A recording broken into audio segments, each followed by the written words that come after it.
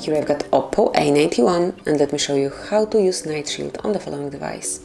So at first let's open the settings, then find and pick Display and Brightness, and here you should choose Night Shield. Just click on it and now you can enable it now by tapping on Enable Now.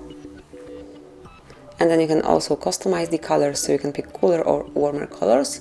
You can also apply black and white display and nighttime eye care. But I will stay with colors, and then if you'd like to turn it off, just click here one more time. You can also schedule your Night Shield, just click here, schedule time, and now just pick the period of time. So let me choose 11 p.m. till 6 a.m. next day.